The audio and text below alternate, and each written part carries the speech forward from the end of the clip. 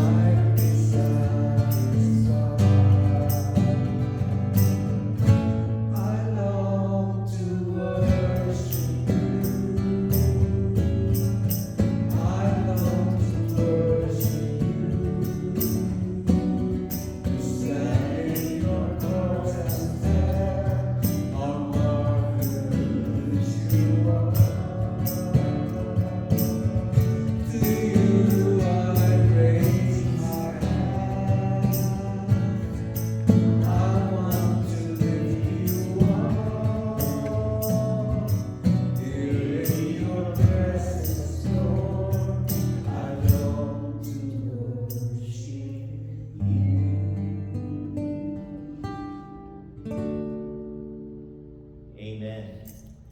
Trusting in the word of life given in baptism, we are gathered in the name of the Father, and of the Son, and of the Holy Spirit. Amen. Your decrees are wonderful, therefore I obey them with all of my heart. When your word goes forth, it gives light. It gives understanding to the simple. I open my mouth and hand. I long for your commandments. Turn to me in mercy, as you always do to those who love your name. Steady my footsteps in your word. Let no wrongdoing have dominion over me. Rescue from those who oppress me, and I will keep your commandments. Let your face shine upon your servants, and teach me your statutes. My eyes shed streams of tears, because people do not keep your law. Let us seek the face of God, confessing our sin. Holy God, we have sinned against you and each other. We pray for your forgiveness and healing. The good we want to do, we often fail to do. The evil we do not want, we find ourselves doing. Deliver us, O God, save us from shame, and guide us in your way. Amen. Nothing can separate us from the love of Christ. While we were yet sinners, Jesus died for us. And God raised Jesus up from the dead so that we too might walk in the newness of life. Almighty God, have mercy on you, forgive you all your sins through Jesus Christ, and by the power of the Holy Spirit, keep you in eternal life. Amen. And the peace of Jesus be with you always, and also with you. Let us all pray. Almighty God, your generous goodness comes to us new every day, and by the work of your Spirit, lead us to acknowledge your goodness, give thanks for your benefits, and serve you in willing obedience through Jesus Christ, our Savior. Amen. Before we sing our welcome song, napakaligaya, nais po natin batiin ng maligayang karawan, Ate Alma. Happy birthday, Mother Joyce. Amen. Let us sing. Glory to God. Happy birthday to you. Happy birthday to you. Happy birthday. God bless you. God bless you, Ate Alma. Happy birthday to you. Basta kaya. Happy birthday to you. Glory. Happy birthday to you. God bless. Happy birthday. Happy birthday.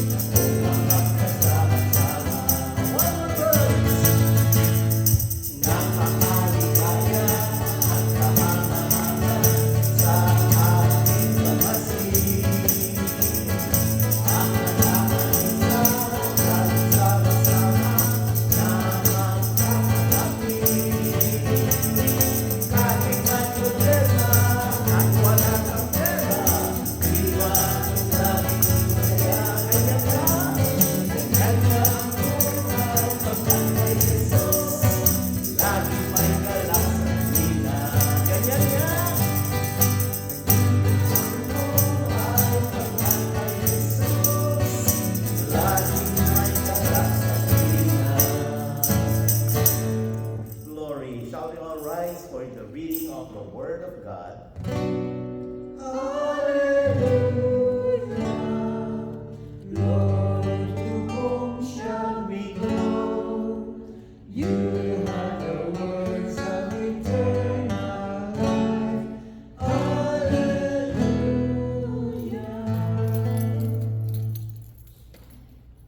The word of the Lord according to 1 Samuel chapter 16, verse 1 to 13. Glory to you, O Lord. The Lord said to Samuel, "How long will you mourn for Saul, since I have rejected him as king over Israel? Fill your horn with oil and be on your way. I am sending you to Jesse of Bethlehem. I've chosen one of his sons to be king." But Samuel said, "How can I go? Saul will hear about it and kill me." The Lord said, "Take a heifer with you and say, 'I have come to sacrifice to the Lord.' Invite Jesse to the sacrifice, and I will show you what to do. You are to anoint for me the one I indicate." Samuel did what the Lord said. When he arrived at Bethlehem, the elders of the town trembled when they met him. They asked, "Do you come in peace?" Samuel replied, "Yes, in peace. I have come to sacrifice to the Lord. Consecrate yourselves and come to the sacrifice with me." Then he consecrated Jesse and his sons and invited them to the sacrifice. When they arrived, Samuel saw Eliab and thought, "Surely the Lord's anointed standards here before the Lord." But the Lord said to Samuel, "Do not consider his appearance or his height, for I have rejected him. The Lord does not look at the things man looks at. Man looks at the outward appearance, but the Lord looks at the heart."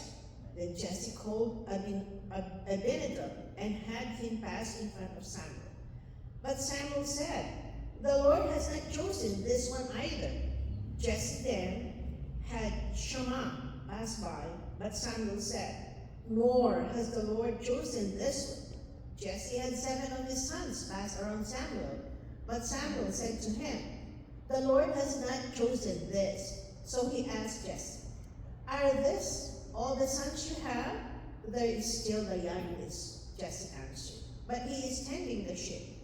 Samuel said, "Send for him. We will not sit down until he arrives." So he said and had brought him in. He was ruddy, with a fine appearance and handsome features. Then the Lord said, "Rise and anoint him. He is the one." So Samuel took the horn of oil and anointed him in the presence of his brothers. And from that day on, the Spirit of the Lord came down David in power. Samuel then went to Ramah. This is the word of the Lord.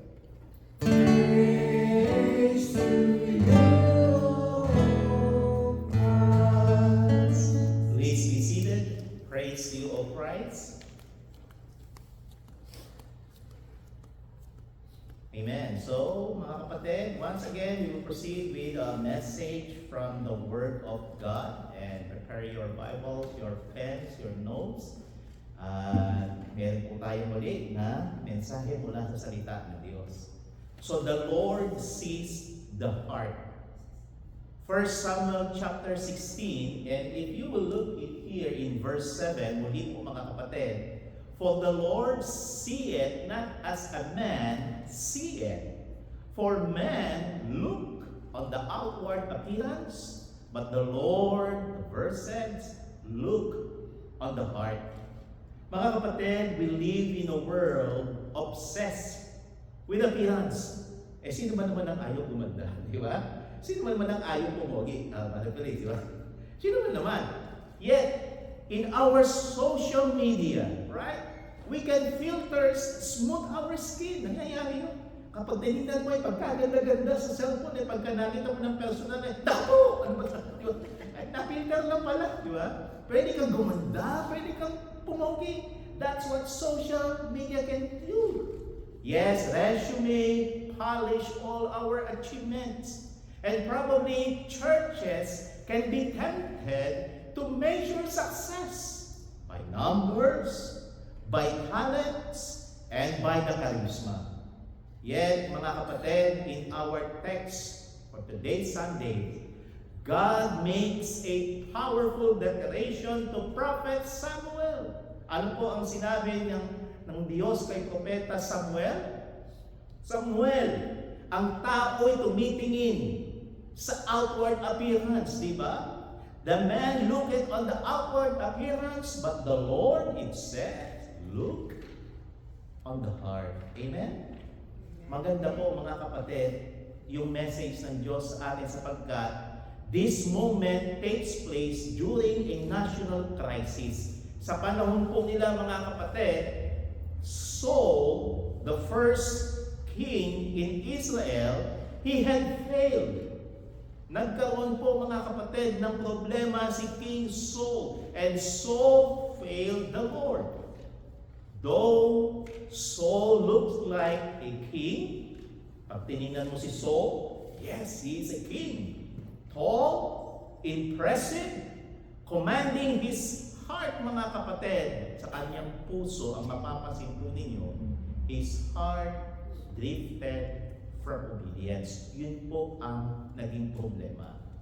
Now, God sent Samuel, ito po si Propeta Samuel, to anoint a new king from the house of Jesse in Bethlehem. Pero hindi po alam nyo ni King Saul, kaya nag-iingat po si Prophet Samuel. Here, in 1 Samuel chapter 16 and in verse 1, Samuel assumes he knows what to look for. Inutos siya ng Diyos, pumunta ka sa bahay ni Jesse at hanapin mo yung susunod na hari na pipiliin ko. So here Samuel, he assumes, I know now kung sino ang pinili ng Diyos. But God overturns every human expectation. Church, through this message and through this story in 1 Samuel chapter 16, we will learn three powerful truths about how God sees us. Kung paano ba tayo tinutulungan at nakikita at nakikilala ng Diyos. First, tingnan po natin, God rejects what man applauds. When Samuel, mga kapatid, arrives in Bethlehem, he sees Jesse's eldest son. Sino yung pangalan ni Jesse? Si Eliab. Now, ang sabi ko mga kapatid, Eliab, ang nangyari, he looks, kingly. He is strong. Eliab, he is confident. Eliab, he is impressive. Ito na, sabi ni Samuel. I think ito na yung susunod na hari na pipiliin ng Diyos. Surely this is the Lord's anointed, sabi niya. But God said, what? No. Why? Because ang sabi mga kapatid sa verse 7, Eliab, he had the appearance, but not the heart. Amen? Yun po ang hinahanap ng Diyos, yung puso ng kanyang magiging susunod na hari. The verse says it there, but the Lord said unto Samuel, Samuel, look not on the countenance or the height of his stature. Huwag kang tumingin sa kanyang kalagayan, sa kanyang taas o sa kanyang itsura. Pero ano sabi mga kapatid? Because I have refused him. Sino? Si Eliab. Hindi yan. It's not Eliab, yung susunod na hari. Why? For man looking on the outward appearance, but God said, I look on the heart. Mga kapatid, 1970, there's an illustration about a famous art forger. Na kung saan mga kapatid, he fooled expert into believing that his paintings were original. Naloko niyo yung mga tao. That was 1970, long time ago. Museum displayed that picture and critics praised him. Ang galing mo. Ang ganda ng pagkakagawa. But when examined closely mga kapatid, tiny inconsistency revealed the truth. They were not authentic. They look right, but they were fake. Church, that is what God sees immediately to Eliab. Yes, he had the appearance. He looks like a king. Eliab looks impressive. But God said to Eliab, I refuse him to be the next king because I look on the heart. Church, God sees the motives and God sees the pride. He sees the integrity or the lack of it. Now, King Saul had a stature of a king, right? Si King Saul, yes, gaya-gaya siya ng isang hari. He looks like a king, but the problem is, he lacked obedience. Yes, mga kapatid, King Saul, he performed religious acts, but his heart, ang sabi, was rebellious. Yun po naging problema kung bakit ang sabi ng Diyos sa verse 1 ng 1 Samuel 16, maghahanap na ako ng bagong hari na susunod sa kanya. Bakit? Because he is disobedient. Mga kapatid, eventually God rejected him. Why? What's the story? Iwan lang po natin yung chapter. 1 Samuel chapter 15. If you will read in verse 11, it says, God is not impressed by what? Ang sabi, it repented me, God said, that I have set up Saul to be the king. Yes, pinili ko si Saul na maging king. But the problem is, yung word na repented, nagsisi ang Diyos sa kanyang nature, sa kanyang being, na ang ibig sabihin po doon, nagkaroon siya ng pagbabago sa kanyang pagpili. Why? For he is turned back from following me and had not performed what? My commandments. Naging disobedient po si King Saul. Church, God is not impressed by the religious performance without surrender. Amen?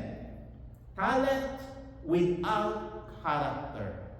Leadership, but without humility. Yes, mga kapatid, man applauds.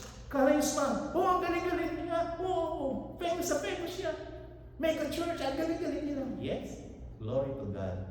Man applauds charisma, but God examines the character. First point, mga kapatid, God rejects what man applauds. Secondly, God chooses what man overlooks. Minsan meron tayo hindi nakikita na nakikita ng Diyos. Amen? One by one, 7 sons passed before Samuel, yung anak ni Jesse. Nagsimula kay Eliab, sumunod kay Abinadab, pangatlo si Shammah sa verse 9. Kaya ang nangyari sa verse 10, ano ang sabi? Jesse made 7 of his sons to pass before Samuel. At ang sabi, Prophet Samuel, ito na yung mga anak ko. But the Lord had said, I am not choosing. Hindi ko sila pinili at pipiliin. Why? Finally, Samuel asked, are these all your sons? Yes, ito na ba lahat yung anak mo? Verse 11, Jesse says, there remaineth yet the youngest. Meron pa ako isang anak, yung bunso. Isa sa atin yung bunso, yun yung ano, di ba? Yun yung minsan makulit. Yung bunso sa atin, yun yung minsan para magpasaway. Sabi ni Jesse, there remaineth yet the youngest, and behold, he keepeth the sheep. Nandun siya sa field. Inaalagaan niya yung mga tupa. The youngest, church, take note, the overlooked one, the shepherd boy. Sino yun? That was David. Amen? Church, in their culture, the youngest son, yung bunso, had the lowest status. Sa panahon po nila, kung sino yung bunso, yun ang may lowest status. Shepherding, mga kapatid, ang pag-aalaga ng tupa was not glamorous. It was lonely, dirty, and unnoticed work. Yun po si David, nasa field. Kaya wala siya doon. Nung naghahanap na si Jesse, ang mga anak niya, para susunod na hari. Sabi ni Samuel, hindi ito, Panginoon. Sino? Meron ka ba bang anak, Jesse? Ay, oo, meron ka. Nasa field, yung bunso. Kasi bunso yun eh. Kaya siya yung nag-aalaga ng mga tupa. Church, while others saw a boy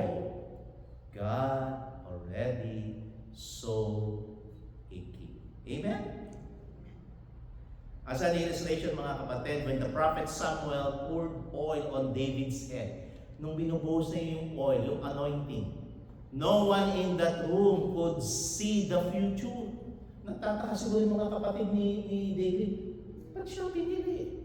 Yes, no one in that room could see the future. They could not see a giant named Goliath falling sa mga pang-oras na yun.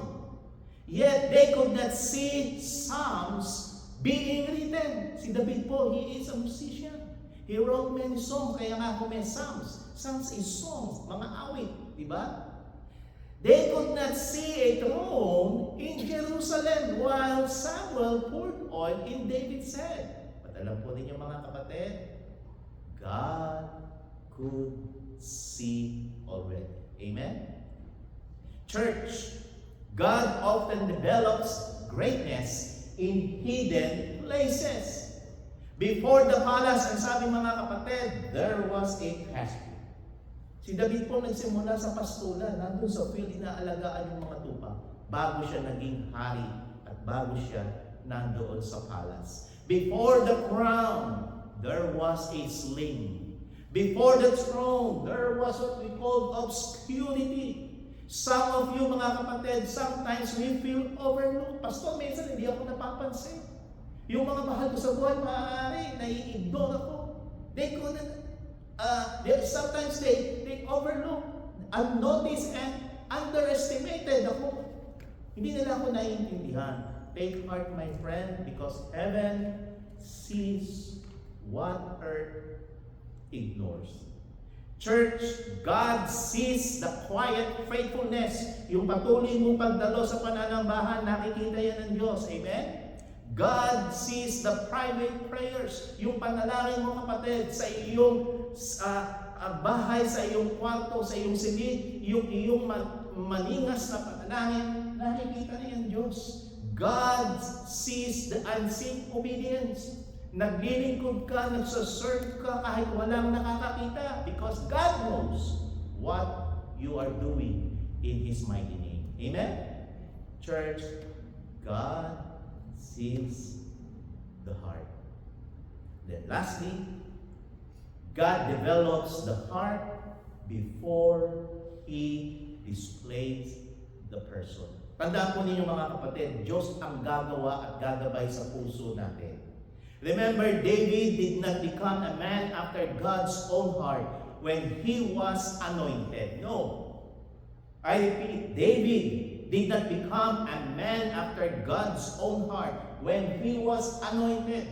Why? Because he already was one. Meron na po sa puso niya mga kapatid na ganong attitude. The anointing revealed what had been cultivated in the secret. Doon sa pastulan, doon sa field, while he was tending for the sheep. Out in the fields, remember? David worshiped God. Hindi yan nakikita ng kanyang mga kapatid. Pero alam yun ng kanyang ama na si Jesse. David wrote songs. David fought lions and bears with his hand. And David learned to trust God when no one is watching. Amen? Minsan hindi nakikita ni kapatid yung paglilingkod mo. Minsan hindi nakikita ni pastor o ni kapatid o sino man sa pamilya yung sakripisyo mo, yung pagpapatuloy mo sa gawain ng Panginoon. But my friend, God sees your heart. Amen? Patuloy ka, huwag kang huminto. Pastor, kahit tayo lang, oo, kasi hindi naman tayo naglilingkod sa kanila, naglilingkod tayo sa Diyos. Amen? We're not serving God because we are many. We're not worshiping here because we have a beautiful face. We're not here because we have beautiful music. Thank God kung meron yun. But we are here primarily because God deserves our worship. Amen? Public victory, my friend, is born from private devotion. Alala po ninyo yung iceberg? Kaya kung lumubog ang Titanic, sabi nila. Remember the movie Titanic dahil daw may iceberg na nadaanan kaya na-sink. But do you remember, an iceberg shows only 10% of its mass above the water, right? Napasin niyo yung nakalubog. The remaining 90%, it is hidden beneath the surface. Yan po ang iceberg. In the same way, my friend, what people see publicly is only a fraction of who you are. God is concerned also for the 90% beneath the surface. When God says He looks at the heart, the Hebrew word applies yung inner person po natin. Yung mind natin, yung will natin, yung emotion natin, yung desire natin. The heart is where, what? The decisions, where motives are formed, where worship is born. Church, you can polish your image, you can curate your reputation, but you cannot hide what your heart is really about in serving God. Then lastly, the gospel. What is the gospel message for us sa linggong ito? Ang message po ng Diyos, new heart. The text does not then challenge us, it exposes us, kapatid. If God looks at the heart, that should be what? Humble us. Sapagkat alam ng Diyos kung sino ka at ano ka, kapatid. Because the truth is, apart from grace. Malibang wala po tayo sa grace ng Panginoon, our hearts are not clean. Do you remember what was one of David's prayer? Psalms 51 verse 10. Create in me a clean heart, O God, and renew a right spirit within me. Yan po naging prayer ni David. Centuries later, mga kapatid, in the city of David, where? Bethlehem, another would come. Sino ito? Not a shepherd boy, but the good shepherd. Not merely a king, but the King of kings. Who is that?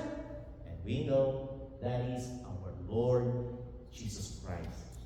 Our Lord Jesus Christ also did not fit the outward appearance of the world expectation. Mga kapatid, many rejected Him because He did not look like the Messiah na ni-expect ng mga tao. But God was working through what man despised.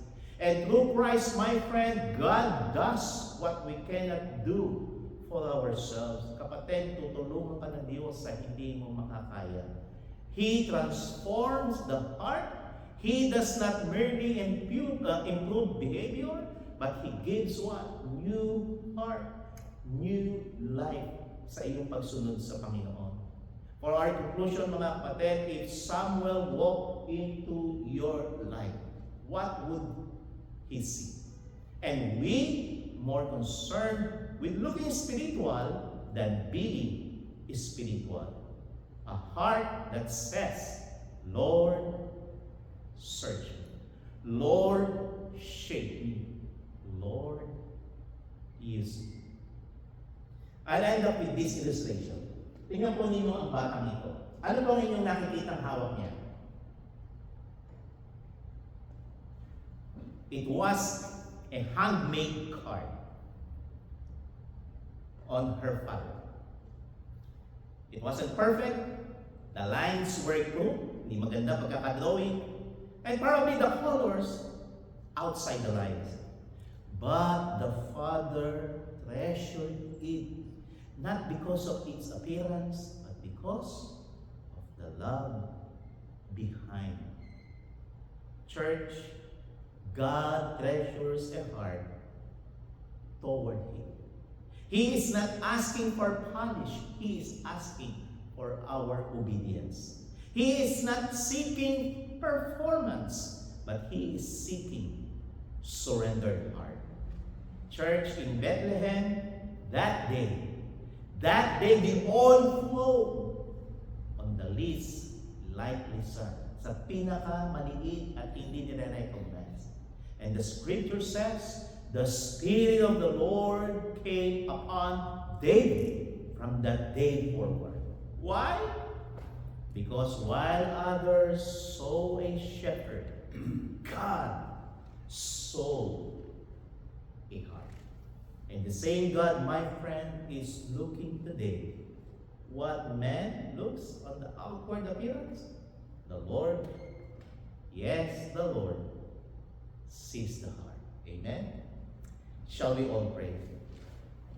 Heavenly Father, we come before you with humble hearts. Ye are the God who sees beyond our appearance. Ye are the one who looks the past titles, achievements, our reputations, and outward performances. You see the heart, O God. Lord, the truth both that comforts and those that convict us. Lord, it comforts us because when others misunderstand us, overlooks us, or judge us by the outward standards, Lord, you know the truth. You see our fears, our struggle, and our faithfulness. Nothing done for you is ever hidden in your sight. Because you see the motives we try to hide, you see the pride behind our performance, you see when our worship is only with lips and not with love. So today we pray like David prayed, Lord, create in us a clean heart. O God, renew a right spirit within us. Search us, expose anything that does not honor you. Remove jealousy, selfish ambition, bitterness, hypocrisy, and fear. Replace it with humility, integrity, courage, and sincere devotion. And for those who feel overlooked or forgotten, remind them that you see them. For those who feel unworthy, remind them, Lord, that you are the God who transforms the heart. And for those who have wandered, draw them back to yourselves. Above all, foreign us, give us hearts after our own heart in your heart. In Jesus' name, all this we pray. Amen. Shall we sing ang namin?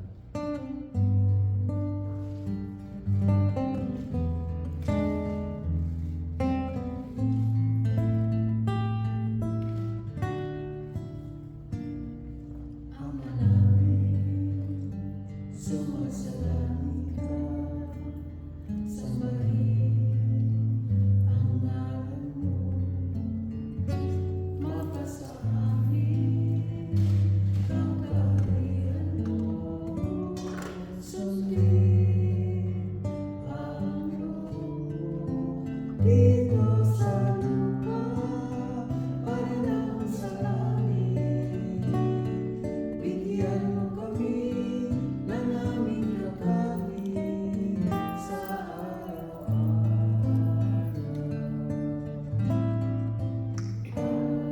Patawarin mo kami sa aming mga sala, para lang pagpapatawad namin sa nagkakasala sa amin.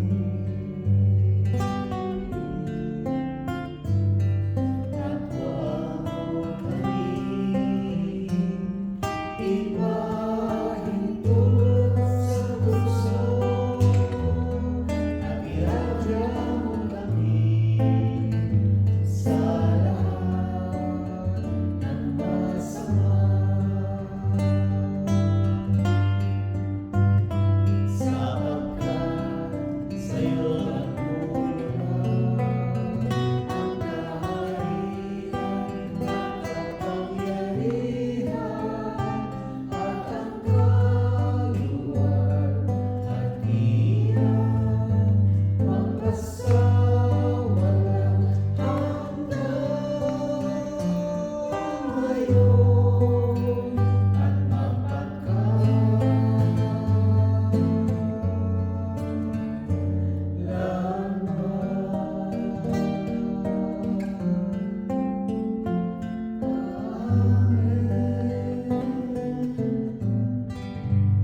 Amen. By this time, we will proceed po with our gathering of gifts and offering.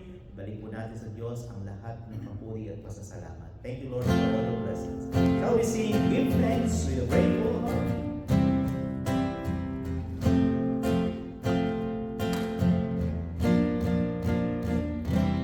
Give thanks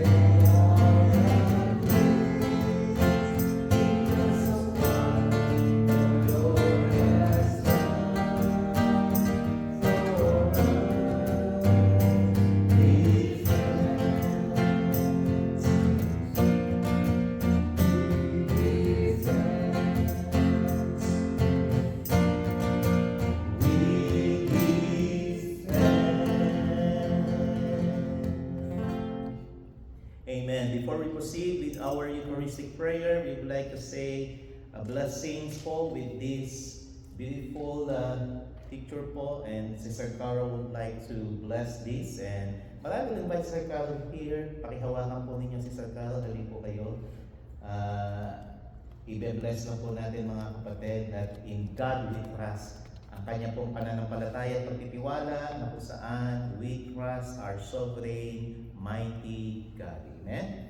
So ipagpasalamat po natin sa Diyos ang pagpapalang ito at sa pagkilala sa kamay at kapangyarihan ng Panginoon. Shall we pray? Our Lord Jesus Christ, sa araw na ito, we give you all the glory and praise, and by this beautiful na regalong binigay mo, Panginoon, sa buhay, sa Carol, dalangin namin ang message nito that in God we trust. Without you, O God, we cannot do everything, but sa iyong kapangyarihan, kabutihan, at sa iyong patatagang ibibigay sa amin, magkakaroon, Panginoon, ng kasagutan ang lahat. Patatagin mo ang pananampalataya at makita ang katotohanan sa kaligtasan kay Kristo Jesus. Salamat po sa biyayang ito, sa pangalan ng aming Panginoong Jesus.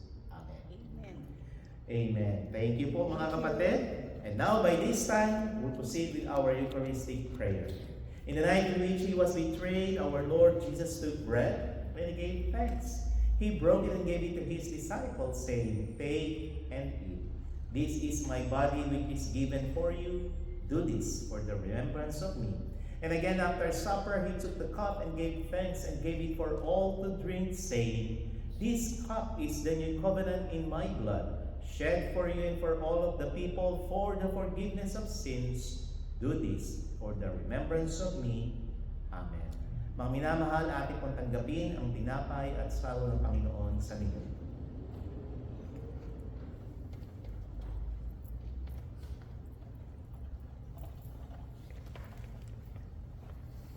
But Felix, the body and the blood of Christ broken and shed. Amen. Kaya the body and the blood of Christ broken and shed. Lahat ng the body and the blood of Christ broken and shed for you. The body and the blood of Christ broken and shed for you. And the body and the blood of Christ broken and shed for you. The body and the blood of Christ broken and shed for you. The body and the blood of Christ broken and shed.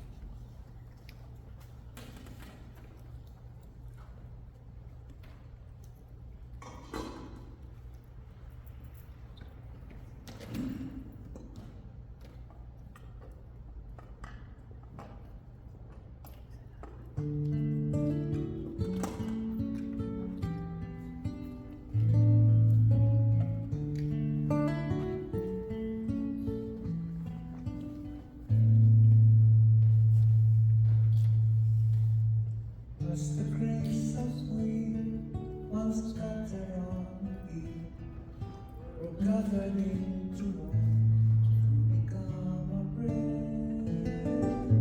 So we all young people from all the ends of earth be gathered into one.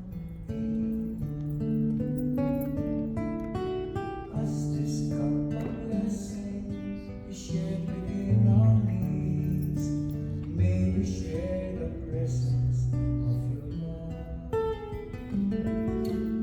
As the grains of wind once scattered on the hill were gathered into one to become a bread, so we all your people from all the ends of earth be gathered into one. Let this be a foretaste of all that is to come, when all creation shares this feast with you. As the grains of wind once scattered on the hill were gathered into one to become a bread, so we all your people from all the ends of earth be gathered into one.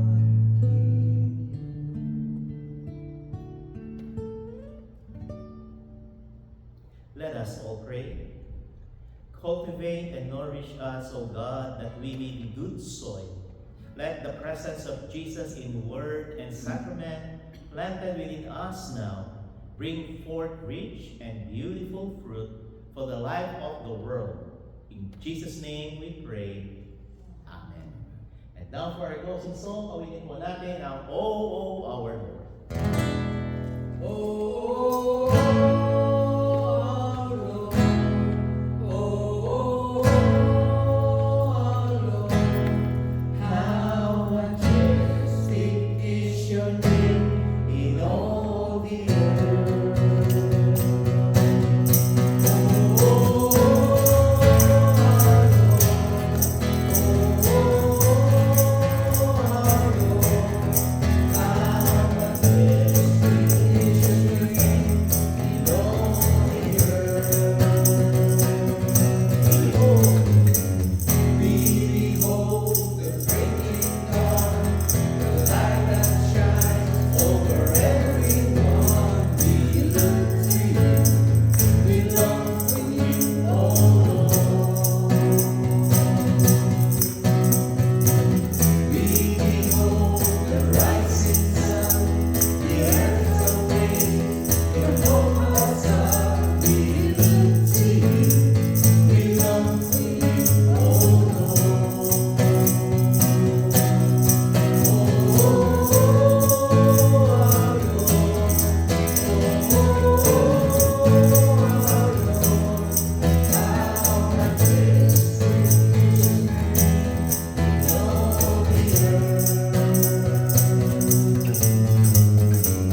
We behold the falling rain and water inside.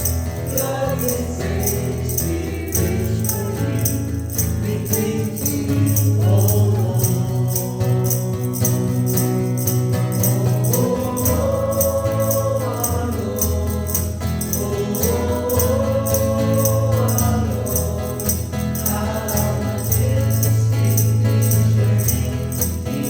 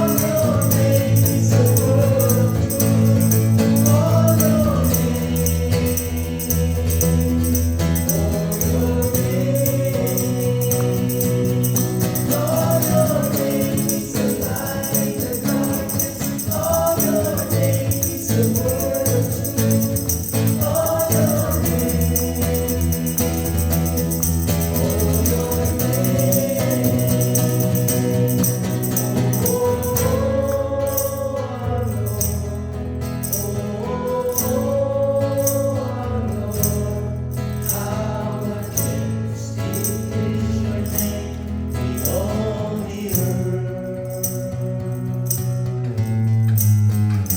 How amazing is your name, O Lord. God bless each and every one, and see you at the chapel. Amen.